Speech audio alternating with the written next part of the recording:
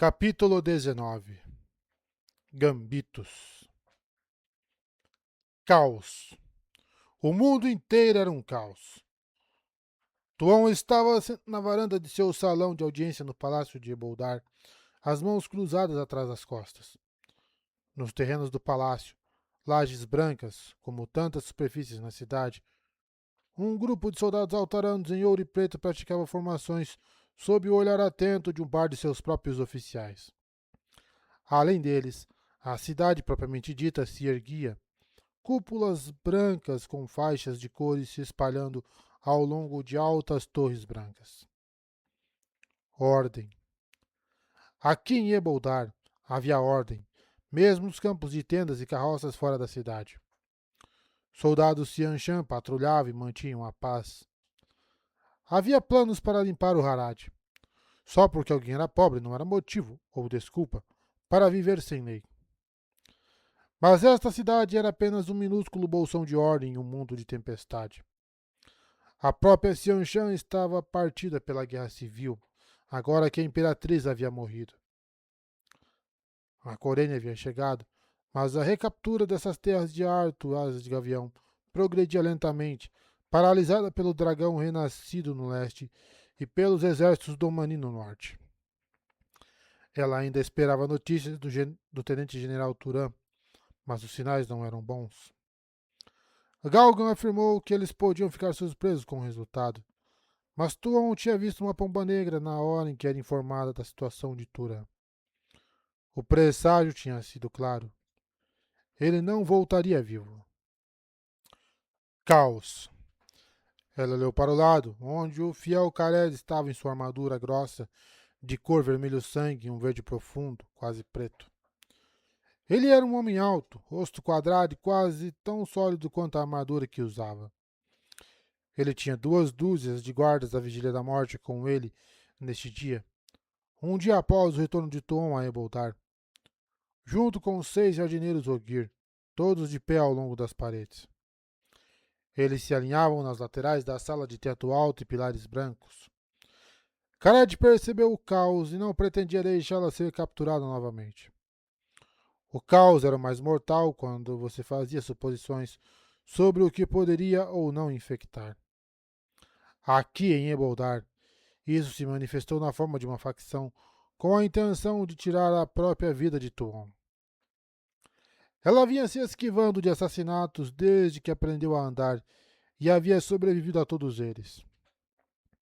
Ela os antecipou. De certa forma, ela prosperou por causa deles. Como você saberia que era poderoso, a menos que assassinos fossem enviados para matá-lo? A traição de Suroth, no entanto, caos, de fato, quando a própria líder dos... Não, como é que é o nome? Tá, retornadores, mas acho que é um outro nome que eu não consigo lembrar agora. Se tornou traidor. Colocar o mundo de volta em ordem seria muito, muito difícil. Talvez impossível.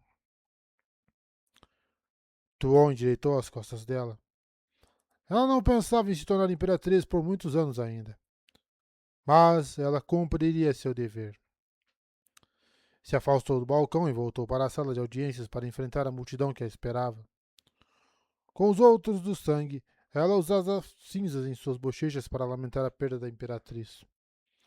Tuon tinha pouco afeto por sua mãe, mas afeto não era necessário para uma imperatriz. Ela fornecia ordem e estabilidade. Tuon apenas começou a entender a importância dessas coisas quando o peso caiu sobre seus ombros. A câmara era larga e retangular, iluminada com candelabros entre os pilares e o brilho radiante de luz do sol através da ampla varanda atrás. Tuon ordenou que os tapetes do quarto fossem removidos, preferindo os ladrilhos branco brilhantes. O teto exibia um mural pintado de pescadores no mar com gaivotas ao ar livre, e as paredes eram de um azul suave. Um grupo de 10 da Covalha ajoelhou-se diante dos candelabros à direita de Tuon. Eles usavam trajes transparentes, esperando por um comando. Suroth não estava entre eles. A guarda da morte cuidava dela, pelo menos até que seu cabelo crescesse. Assim que Tuon entrou na sala, todos os plebeus se ajoelharam com as testas no chão. Os do sangue se ajoelharam, curvando suas cabeças. Do outro lado dos Dacovales, do outro lado do corredor, Lanelle e Melitene estavam ajoelhadas com vestidos estampados com raios prateados em painéis vermelhos nas saias.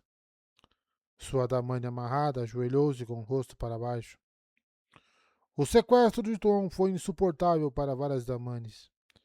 Elas haviam chorado inconsolavelmente durante sua ausência. Sua cadeira de audiência era relativamente simples. Um assento de madeira com veludo preto nos braços e costas. Ela se sentou, usando um vestido plissado do mais profundo azul marinho, uma capa branca esvoaçante atrás dela. Assim que ela o fez, as pessoas na sala levantaram-se de suas posições de adulação, exceto os da Covales, que permaneceram ajoelhados. Selúcia se levantou e deu um passo ao lado da cadeira. Seu cabelo dourado em uma trança no lado direito, o lado esquerdo da cabeça raspada.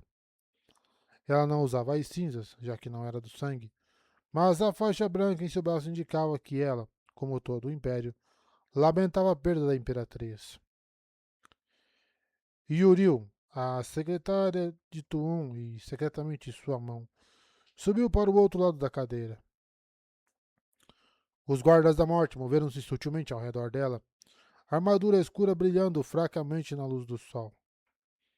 Eles tinham sido particularmente protetores com ela ultimamente. Ela não os culpava, considerando os eventos recentes.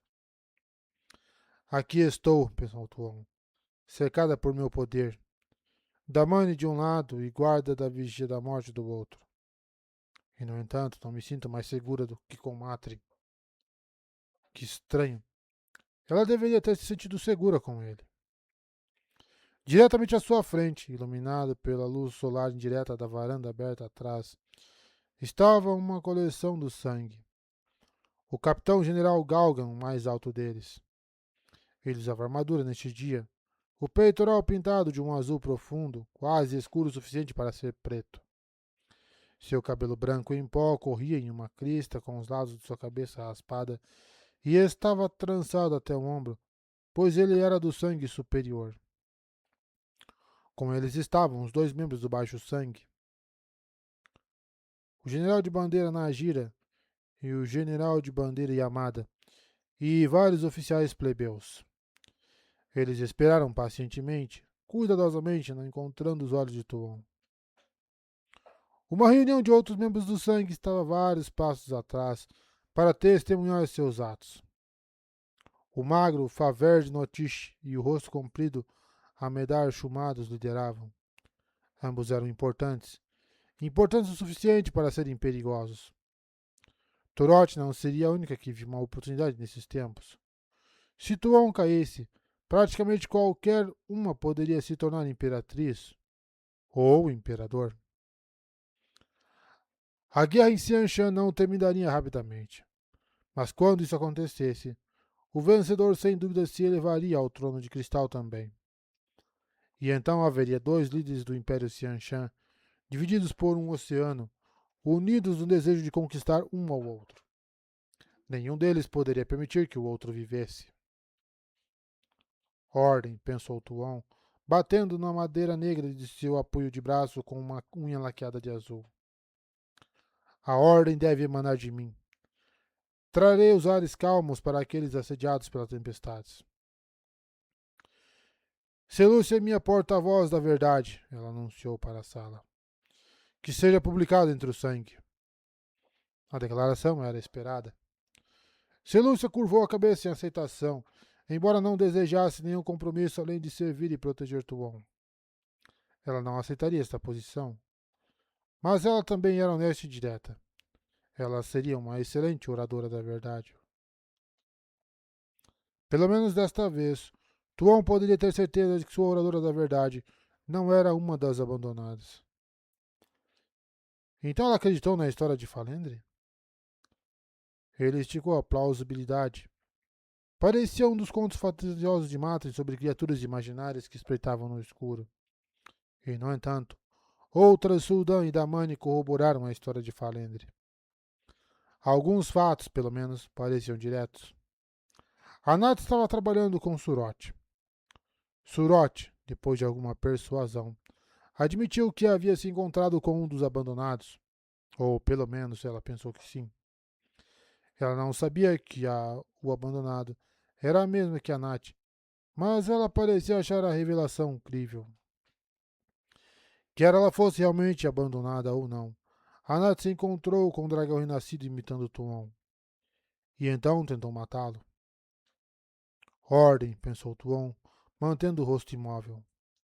Eu represento a ordem. Tuon gesticulou rapidamente para Selúcia, que ainda era a voz de Tuon e sua sombra, mesmo com a responsabilidade adicional de falar a verdade. Ao ordenar aqueles muito abaixo de si mesma, Tuon primeiro passaria as palavras para Selúcia, que as pronunciaria. Você é obrigado a mandá-la entrar, disse Selúcia a uma da covalha ao lado do trono. Ele se curvou até o chão, tocando a cabeça no chão. Então correu para o outro lado da grande sala e abriu a porta. Beslan, rei de Altara e grão-trono da casa Mitsobar, era um jovem esguio com olhos e cabelos negros. Ele tinha a pele cor de oliva comum ao povo altarano, mas havia passado a usar as roupas como as preferidas pelo sangue. Calça larga amarela e casaco de gola alta que descia até o meio do peito. Camisa amarela por baixo. O sangue havia deixado uma passagem clara no meio da sala, e Beslan caminhou por ela, olhos baixos. Ao chegar ao espaço de súplica diante do trono, ele caiu de joelhos e então se curvou. A imagem perfeita de um súdito leal, exceto pela fina coroa de ouro em sua cabeça. Tuon gesticulou para Selúcia. Você está convidado a subir, disse Selúcia. Beslan se levantou, embora mantivesse o olhar desviado. Ele era um ótimo ator. A filha das 9 luas expressa suas condolências a você por sua perda, Selúcia disse. Eu dou o mesmo a ela por sua perda, disse ele. Minha dor é apenas uma vela para o grande incêndio sentido pelo povo Xianxã. Ele era muito servil. Era um rei. Ele não era obrigado a se curvar até agora. Ele era igual a muitos do sangue. Ela quase poderia acreditar que ele estava sendo submisso diante da mulher que logo se tornaria imperatriz. Mas ela sabia muito sobre o temperamento dele por meio de espiões e boatos. A filha das 9 luas deseja saber o motivo pelo qual você parou de manter a corte, Selúcia disse, observando o movimento das mãos de Tuon. Ela acha angustiante que seu povo não possa ter uma audiência com seu rei. A morte de sua mãe era tão trágica quanto chocante, mas seu reino precisa de você. Beslan fez uma reverência. Por favor, diga a ela que não achei apropriado me elevar acima dela. Não tenho certeza de como agir. Não quis insultá-la. Tem certeza de que esse é o verdadeiro motivo? Selúcia falou. Não é, talvez, porque você esteja planejando estar se rebelando contra nós e não tem tempo para seus outros deveres? Beslan olhou para cima bruscamente, olhos arregalados. Sua Majestade, eu... Você não precisa falar mais nenhuma mentira, filho de Tilin. Tuon disse diretamente a ele, causando suspiros de surpresa do sangue reunido. Eu sei das coisas que você disse ao general Rabiger e seu amigo, Lord Malalim. Eu sei de suas reuniões silenciosas no porão dos 3 estrelas. Eu sei de tudo, Beslan. A sala ficou em silêncio. Beslan abaixou a cabeça por um momento. Então, surpreendentemente, ele se levantou e a encarou diretamente nos olhos. Ela não teria pensado que o jovem de fala mansa tinha isso nele. Não permitirei que meu povo... Eu seguraria minha língua se fosse você, Tuon interrompeu. Você fica na areia como ela é. Beslan hesitou. Ela podia ver a pergunta em seus olhos. Ela não iria executá-lo? Se eu pretendesse matá-lo, pensou, você já estaria morto e nunca teria visto a faca. Xianshan está em convulsão, disse Tuan a respeito dele. Ele pareceu chocado com as palavras. Oh, você pensou que eu iria ignorar isso, Beslan? Não estou contente em olhar para as estrelas enquanto meu império desmorona ao meu redor. A verdade deve ser reconhecida. Minha mãe está morta. Não há imperatriz. No entanto, as forças do Corene são mais do que suficientes para manter nossas posições aqui neste lado do oceano, incluindo a Altara. Ela se inclinou para a frente, tentando projetar uma sensação de controle, de firmeza. Sua mãe tinha sido capaz de fazer isso o tempo todo. Tuon não tinha a altura de sua mãe, mas precisaria dessa aura. Outros tinham se sentir mais seguros, mais protegidos, simplesmente ficando em sua presença. Em tempos como estes, Tuon continuou, ameaças de rebelião não podem ser toleradas. Muitos verão uma oportunidade na fraqueza do Império e suas brigas divisivas, se não forem controladas, provariam o fim de todos nós. Portanto, deve ser firme, muito firme, com aqueles que me desafiam. Então, por que? Disse Beslan. Ainda estou vivo. Você começou a planejar sua rebelião antes que os eventos no Império fossem divulgados. Ele franziu a testa, estupefato. Você começou sua rebelião quando Suroth liderava aqui, Tuon disse. E quando sua mãe ainda era rainha. Muita coisa mudou desde então, Beslan. Muitíssimo. Em tempos como estes, há potencial para grandes realizações. Você deve saber que não tenho sede de poder, disse Beslan. A liberdade do meu povo é tudo que desejo. Eu sei disso, disse Tuon, juntando as mãos diante dela, as unhas envernizadas se curvando, os cotovelos nos braços da cadeira. E essa é a outra razão pela qual você ainda está vivo. Você se rebela não por ânsia de posição, mas por pura ignorância. Você está mal orientado e isso significa que você pode mudar se receber o conhecimento adequado. Ele olhou para ela, confuso. Baixe os olhos, idiota. Não me faça prendê-lo por insolência. Como se tivesse ouvido seus pensamentos. Ele desviou os olhos, então os baixou. Sim. Ela julgou corretamente este. Quão precária era sua posição.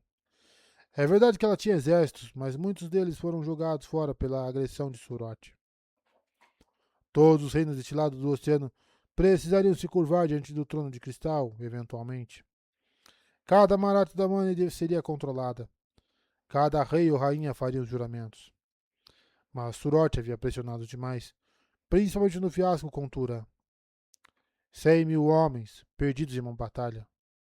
Loucura. Tuon precisava de Altara. Ela precisava de Eboldar. Beslan era muito amado pelo povo. Colocando a cabeça em uma estaca após a misteriosa morte de sua mãe. Bem, Tuon teria estabilidade em Eboldar, mas ela preferia não ter que deixar frentes de batalha desguarnecidas para realizá-lo. A morte de sua mãe é uma perda, disse Tuon. Ela era uma boa mulher. Uma boa rainha. Os lábios de Beslan se apertaram. Você pode falar, Tuon disse. Sua morte é inexplicável, disse ele. A implicação era óbvia. Eu não sei se Suroth causou a morte dela, Tuon disse suavizando sua voz. Ela afirma que não, mas o assunto está sendo investigado. Se for descoberto que Suroth estava por trás da morte, você e a Altara terão um pedido de desculpas do próprio trono. Outro suspiro do sangue. Ela o silenciou com um olhar, então se voltou para Beslan. A perda de sua mãe é grande. Você deve saber que ela era leal aos seus juramentos. Sim, ele disse, a voz amarga. E ela desistiu do trono. Não, Tuon disse secamente. O trono pertence a você. Esta é a ignorância de que falei. Você deve liderar seu povo. Eles devem ter um rei. Não tenho tempo nem desejo de cumprir seu dever por você. Você assume que o domínio Xianxian de sua terra natal significará que seu povo carece de liberdade. Isso é falso. Eles serão mais livres, mais protegidos e mais poderosos quando aceitarem nosso governo. Eu estou acima de você, mas isso é tão indesejável? Com o poder do Império, você será capaz de manter suas fronteiras e patrulhar suas terras fora de Eboldar. Você fala de seu povo? Bem, eu ordenei algo preparado para vocês. Ela acenou com a cabeça para o lado, onde um Dakovale de membros esguios se adiantou com uma bolsa de couro. Dentro, disse Tuon, você encontrará números reunidos por meus batedores e forças de guarda. Você pode ver diretamente os relatórios de crimes durante nossa ocupação aqui. Você terá relatórios e manifestos comparando como as pessoas estavam antes do retorno e depois disto. Acredito que você sabe o que vai encontrar. O Império é um recurso para você, Beslan. Um poderoso aliado. Não vou insultá-lo oferecendo-lhe tronos que você não quer. Vou seduzi-lo prometendo estabilidade, comida e proteção para o seu povo. Tudo pelo simples preço de sua lealdade. Ele aceitou hesitantemente a bolsa. Eu ofereço a você uma escolha, Beslan, Tuon disse. Você pode escolher a execução, se desejar. Eu não vou fazer você da covarde. Vou deixar você morrer com honra, e será publicado que você morreu porque rejeitou os juramentos e escolheu não aceitar o Xianxian.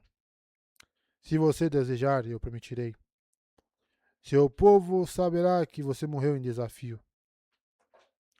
Ou você pode escolher servi-los melhor. Você pode escolher viver. Se você fizer isso, será elevado ao alto sangue. Você dará um passo à frente e reinará como seu povo precisa que você faça. Eu prometo a você que eu não dirigirei os assuntos do seu povo. Vou exigir recursos e homens para meus exércitos, como é apropriado, e sua palavra não pode revogar a minha. Além disso, seu poder em Altara será absoluto. Nenhum sangue terá o direito de comandar, prejudicar ou aprisionar seu povo sem sua permissão. Vou aceitar e revisar uma lista de famílias nobres que você acha que deveriam ser elevadas ao nível de baixo sangue, e não vou levantar nada menos que 20 delas. Altara se tornará o assento permanente da Imperatriz deste lado do oceano. Como tal, será o reino mais poderoso aqui. Você pode escolher. Ela se inclinou para a frente, desentrelaçando os dedos. Mas compreenda isso. Se você decidir se juntar a nós, você vai me dar seu coração e não apenas suas palavras. Eu não vou permitir que você ignore seus juramentos. Eu lhe dei esta chance porque acredito que você pode ser um forte aliado. E acho que você era mal orientado, talvez pelas teias retorcidas de Surote. Você tem um dia para tomar sua decisão. Pense bem. Sua mãe achou que esse era o melhor caminho e ela era uma mulher sábia. O império significa estabilidade. Uma rebelião significaria apenas sofrimento, fome e obscuridade. Esses não são tempos para ficar sozinho, Beslan. Ela recostou-se enquanto Beslan considerava a bolsa em suas mãos. Ele curvou-se em súplica para se retirar, embora o movimento fosse brusco, como se estivesse distraído. Pode ir, ela disse a ele.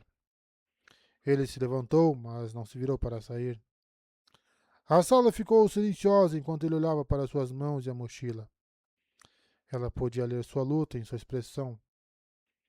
Um Dakovale se aproximou-se para apressar em seu caminho, pois ele havia sido dispensado. Mas Tuon levantou a mão, acalmando o servo. Ele se inclinou, ela se inclinou para a frente, vários membros do sangue arrastando os pés enquanto esperavam. Beslan apenas olhou para aquela mochila. Finalmente ele olhou para cima, os olhos determinados, e então, surpreendentemente, ele voltou a se ajoelhar.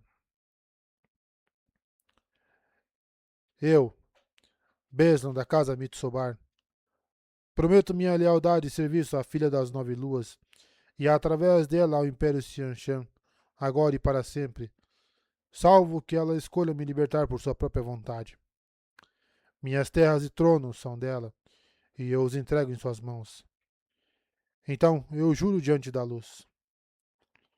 Tuon permitiu-se sorrir. Atrás de Beslan, o capitão-general Galgan deu um passo à frente, dirigindo-se ao rei. Essa não é a maneira correta de ir.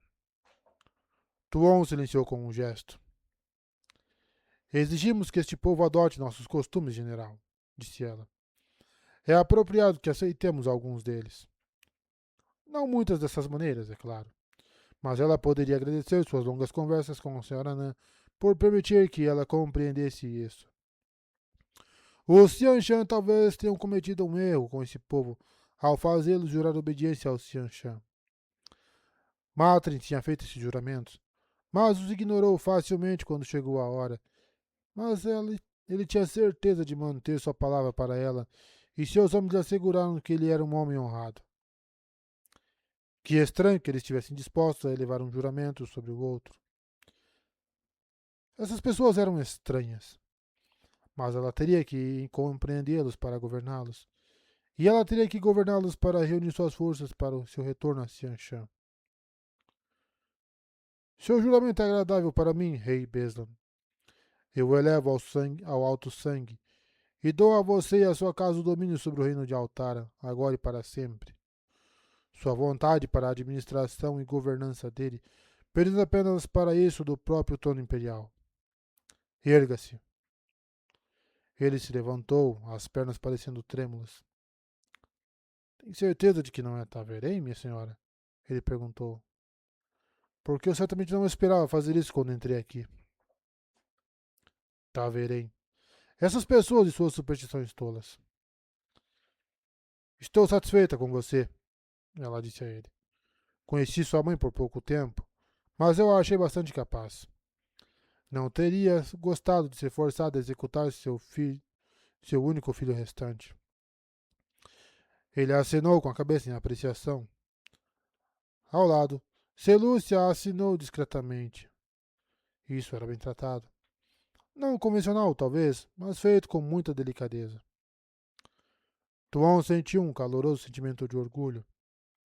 Ela se virou para o general Galgan de cabelos brancos. General, sei que você estava esperando para falar comigo e sua paciência deve ser elogiada. Agora você pode falar o que pensa. Rei Beslan, você pode se retirar ou permanecer. É seu direito participar de quaisquer conferências públicas que eu tenho em seu reino, e você não precisa de permissão ou convite para participar. Beslan assentiu, curvando-se, mas recuou para o lado da sala para assistir. Obrigado, filha mais alta, Galgan disse com reverência, dando um passo à frente. Ele assinou para seu Soujin, que estava no corredor do lado de fora. Eles entraram, primeiro prostrando-se diante de Tuon, então rapidamente mostrando uma mesa e vários mapas. Um servo trouxe um pacote para Galgan, que ele carregou, aproximando-se de Tuon. Khaled estava em seu ombro direito em um momento, Selúcia à esquerda, mas Galgan manteve uma distância respeitosa. Ele se curvou e desenrolou o item no chão. Era um estandarte vermelho com um círculo no centro, dividido por uma linha sinuosa. Uma metade do círculo era preta, a outra branca. O que é isso? Tuon perguntou, inclinando-se para a frente. A bandeira do dragão renascido, disse Galgan. Ele enviou com um mensageiro, pedindo mais uma vez por uma reunião. Ele olhou para cima, não encontrando os olhos dela, mas mostrando um rosto pensativo e preocupado. Esta manhã, quando me levantei, disse Tuon, vi um padrão como 3 torres no céu e um falcão, alto no ar, passando entre elas.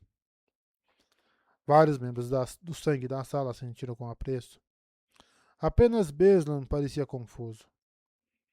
Como essas pessoas viviam, sem conhecer os presságios?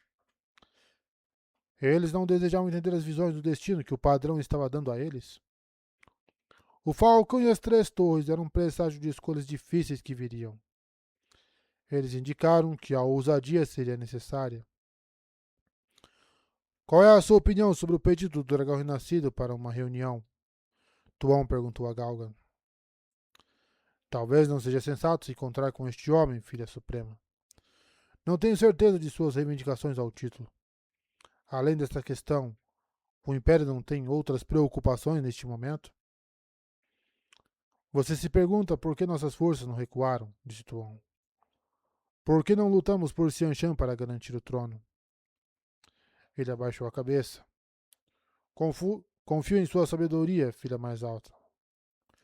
Este é o dragão renascido, disse Tuon, e não apenas um impostor. Estou convencida disso. Ele deve se curvar diante do trono de cristal antes que a última batalha possa começar. E assim devemos ficar. Não é por acaso que o retorno aconteceu agora. Somos necessários aqui, mais do que precisamos, infelizmente, em nossa pátria. Galgan assentiu lentamente. Ele concordou com ela em não se retirar para Xianshan. Simplesmente assumiu que seria o que ela desejava. Ao declarar que eles ficariam, ela ganhou seu respeito. Não que ele ainda não considerasse tomar o trono para si mesmo. Um homem não poderia manter sua posição sem muita ambição. No entanto, ele era conhecido por ser um homem prudente e ambicioso. Ele não atacaria, a menos que estivesse convencido de que era o melhor. Ele teria que acreditar que tinha um grande potencial de sucesso e que remover Tuon seria melhor para o Império. Essa era a diferença entre um tolo ambicioso e um sábio ambicioso. Este último entendeu que matar alguém era apenas o começo. Tirar a vida de Tuon e assumir o trono não lhe renderia nada se isso alienasse o resto do sangue. Ele caminhou até a sua mesa com mapas. Se você desejar continuar a guerra, filha mais alta, permita-me explicar a condição de seu exército. Um de nossos planos mais ambiciosos está sendo organizado pelo Tenente-General Yulan.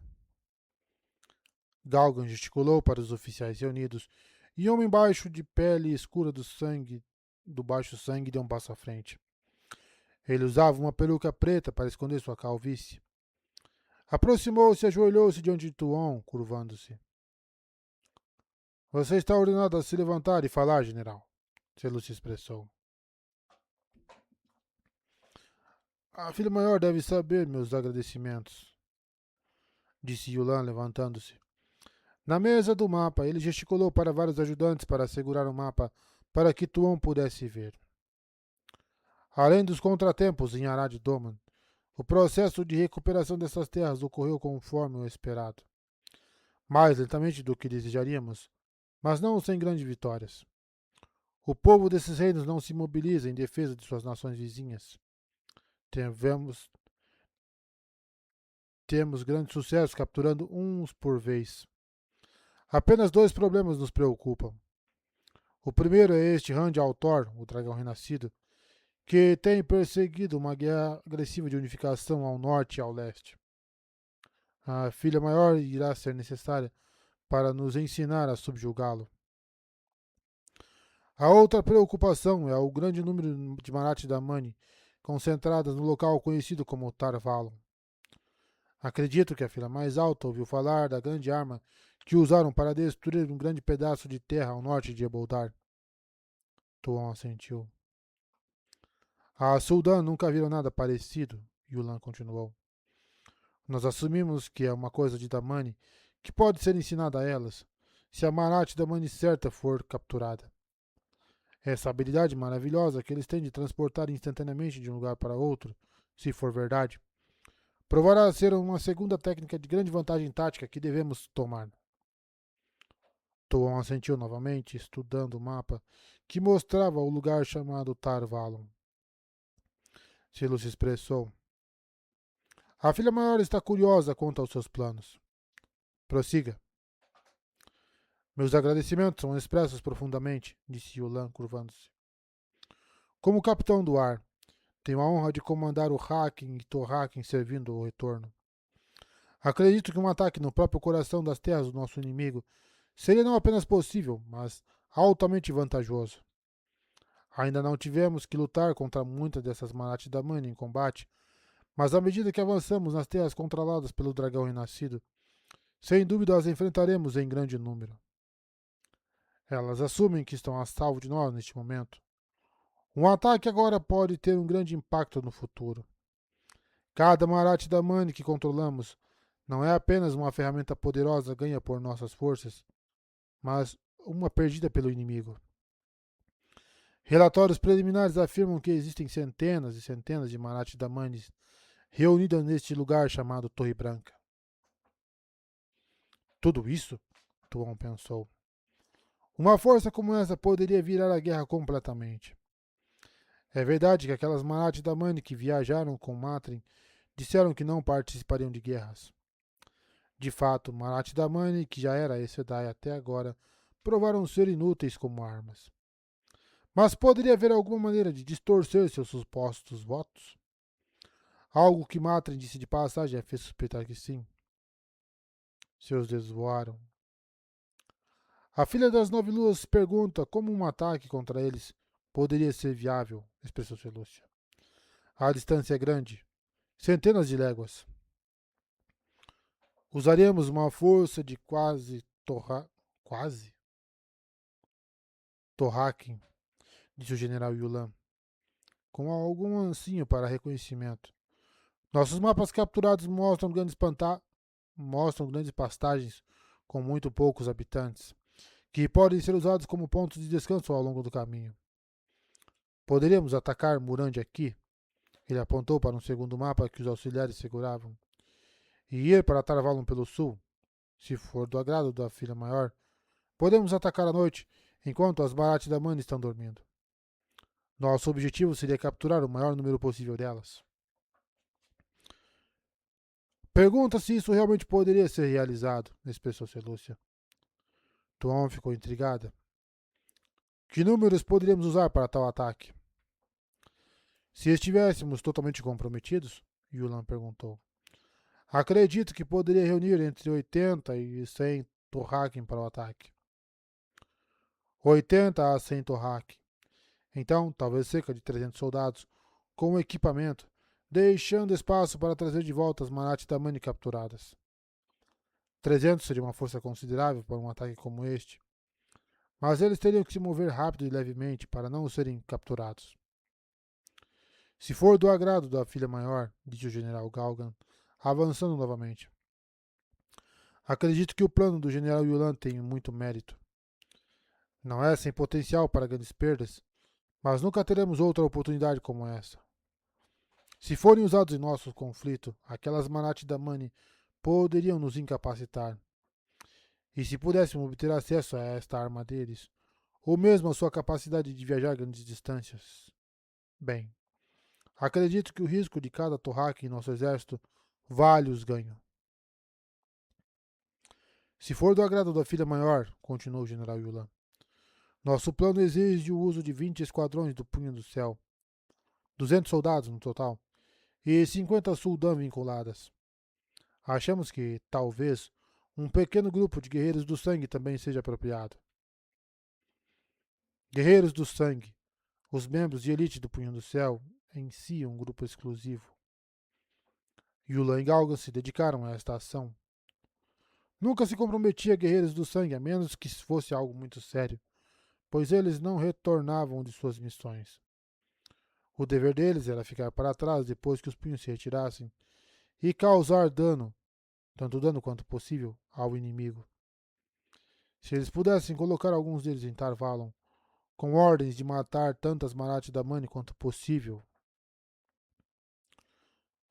o dragão renascido não reagirá bem a este ataque, disse Tom a Galgan.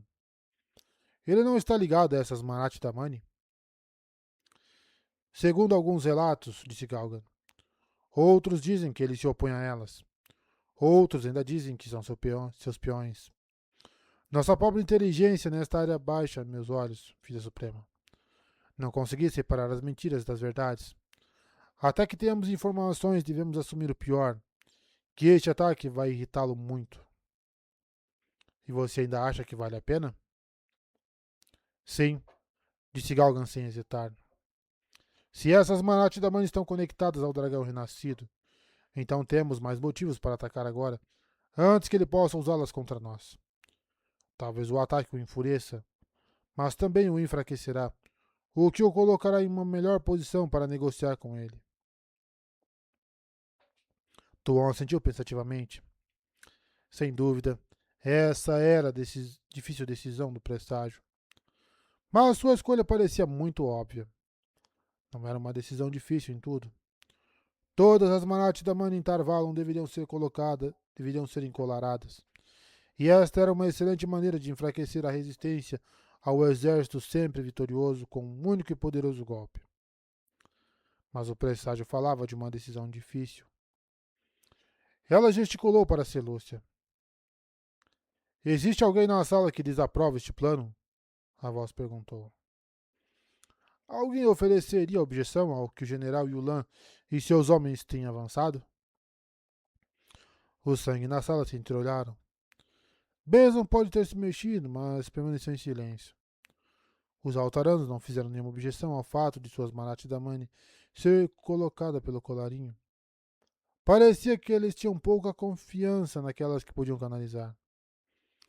Eles não foram tão prudentes quanto a disse ao banir essas Aes Sedai, mas também não foram receptivos. Bezan não se oporia a um ataque contra a Torre Branca. Ela recostou-se, esperando. Para quê? Talvez essa não fosse a decisão que o presságio se referia. Ela abriu a boca para dar a ordem de prosseguir com o plano, mas nesse momento a abertura das portas a fez parar. Os guardas da morte que aguardavam a porta se afastaram um momento depois, admitindo um Soujin que servia ao corredor. O homem de braços fortes, Macombe, curvou-se até o chão, a trança negra sobre o ombro direito caindo para o lado e batendo no chão de ladrilhos. Por favor, filha das 9 luas, ao tenente-general Tylee Kirgan, gostaria de uma audiência. Galgan pareceu chocado. O que é isso? Tuon perguntou a ele. Eu não tinha percebido que ela havia retornado, filha mais alta, disse ele. Sugiro humildemente que ela seja autorizada a falar. Ela é uma das minhas melhores oficiais. Ela pode entrar, Selo se expressou. O homem da covalha em uma túnica branca entrou, precedendo uma mulher de armadura, o elmo debaixo do braço. De pele escura, com o cabelo preto curto preso em cachos apertados contra o couro cabeludo, ela era alta e magra. Seu cabelo estava salpicado de branco nas têmporas. As placas sobrepostas de sua armadura eram listradas com laca vermelha, amarela e azul, e rangiam enquanto ela caminhava. Ela era apenas do baixo sangue, recentemente elevada por ordem do general Galgan, mas ela havia sido informada disso via hacking. Ela usava o cabelo mal raspado na espessura de um dedo nas laterais da cabeça. Os olhos de Tylee estavam vermelhos de cansaço. A julgar pelo cheiro de suor e fedor de cavalo que exalava, ela veio direto para Tuon ao chegar na cidade. Ela era seguida até a sala por vários soldados mais jovens, também exaustos, um deles carregando um grande saco marrom. Ao chegar ao espaço de súplica, um quadrado vermelho de pano, todos se ajoelharam. Os soldados comuns começaram a tocar as testas no chão, e Tylee estremeceu como se fosse seguir, mas se conteve. Ela ainda não estava acostumada a ser do sangue. É óbvio que você está cansada, guerreira, Selo se expressou. Tuon se inclinou para a frente. Presume-se que você tenha notícias de grande importância? Tylee apoiou-se em um joelho e fez um gesto para o lado. Um de seus soldados ficou de joelhos e levantou seu saco marrom. Estava manchado no fundo com um líquido escuro e incrustado. Sangue. Se for do agrado da filha maior, disse Tylee, a voz revelando exaustão. Ela acenou com a cabeça para seu homem. Ele abriu o saco, jogando as coisas no chão. As cabeças de vários animais, um javali, um lobo e um falcão. Tuon sentiu um calafrio. A cabeça daquele falcão era tão grande quanto a de uma pessoa, talvez maior. Mas eles não estavam certos. As cabeças estavam horrivelmente deformadas. Ela poderia jurar que a cabeça do falcão, que rolou para que ela pudesse ver o rosto claramente, tinha olhos humanos. E as outras cabeças tinham feições humanas também. Tuon reprimiu um arrepio. Que mau presságio era esse? Qual o significado disso? Perguntou Galgan. Presumo que a filha mais alta saiba de minha aventura militar contra os Aiel, disse Taili ainda de joelhos. Taili capturou Damanes durante aquele combate, embora Tuon não soubesse muito mais do que isso. O general Galgan esperava seu retorno com alguma curiosidade para saber a história completa. Em minha jornada, Taili continuou, fui acompanhada por homens de várias nacionalidades, nenhum dos quais havia feito o juramento. Darei um relatório completo sobre eles quando houver tempo. Ela hesitou, depois olhou para as cabeças. Essas criaturas atacaram minha companhia durante nossa viagem de volta a 10 léguas de Eboldar. Sofremos pesadas baixas. Trouxemos vários corpos inteiros, bem como essas cabeças. Eles caminham sobre os 2 pés, como homens, mas tinham muita aparência de animais. Ela hesitou novamente. Eu acredito que eles sejam o que alguns deste lado do oceano chamam de Trollocs.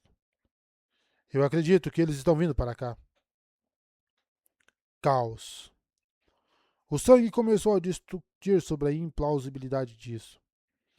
O general Galgan ordenou imediatamente a seus oficiais que organizassem patrulhas e enviassem mensageiros para alertar sobre um possível ataque à cidade. A Suldão, ao lado da sala, correu para inspecionar as cabeças, enquanto os guardas da morte cercavam Tuon silenciosamente para dar uma camada extra de defesa, observando todos. Sangue, servos e soldados, com igual cuidado. Tuon sentiu que deveria estar chocada, mas, estranhamente, ela não estava. Então Matrin não se enganou sobre isso. Ela assinou secretamente com Selúcia. Ela assumiu que os Trollocs não passavam de superstição. Olhou para as cabeças novamente. Revoltante. Selúcia parecia perturbada. Há outras coisas que ele disse que desprezamos, me pergunta. Tuon hesitou. Teremos que perguntar a ele. Eu gostaria muito de tê-lo de volta. Congelou. Ela não pretendia admitir tanto. Achou suas próprias emoções curiosas, no entanto. Sentia-se segura com ele, por mais ridículo que parecesse. E ela desejou que ele estivesse com ela agora. Essas cabeças eram mais uma prova de que ela sabia muito pouco sobre ele. Ela reafirmou o controle da multidão tagarela. Selou se expressou. Vocês vão se silenciar. A sala ficou quieta, embora o sangue e a Sulda ainda parecessem muito perturbados. Taili estava ajoelhada, de cabeça baixa. O soldado que carregara as cabeças ajoelhado ao lado dela. Sim, ela teria que ser interrogada. Esta notícia muda pouco, Selus expressou. Já sabíamos que a última batalha se aproximava. Agradecemos as revelações da Tenente-General Taili. Ela deve ser elogiada. Mas isso só torna mais urgente subjugarmos o dragão renascido. Houve vários acenos de cabeça das pessoas na sala, incluindo o general Galgan.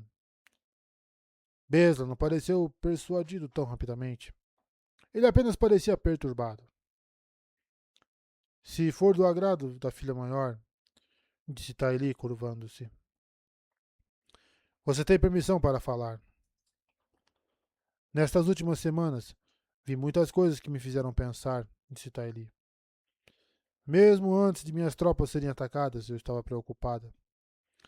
A sabedoria e a graça da filha maior, sem dúvida, permitem que ela veja mais longe do que alguém como eu.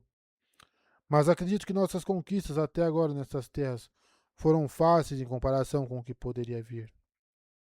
Se me permite ser tão ousada, acredito que o dragão renascido e aqueles associados a ele podem ser melhores aliados do que inimigos. Foi uma declaração ousada.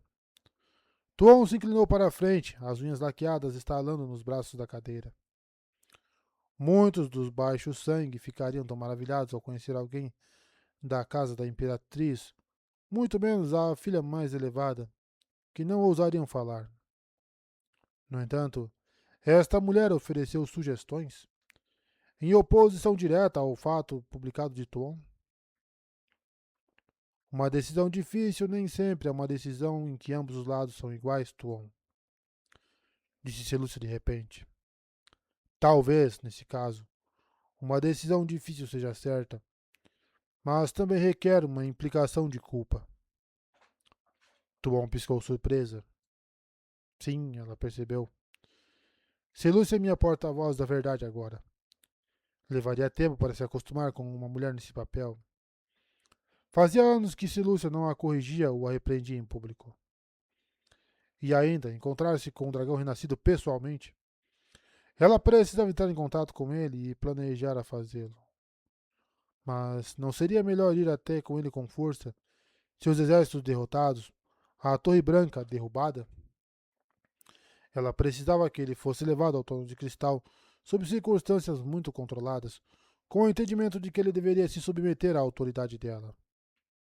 E ainda assim, com o Xianshan em rebelião, com sua posição aqui em Altara mal estabilizada, bem, talvez algum tempo para pensar, algum tempo para respirar fundo e garantir o que ela já tinha, valeria a pena adiar seu ataque à Torre Branca.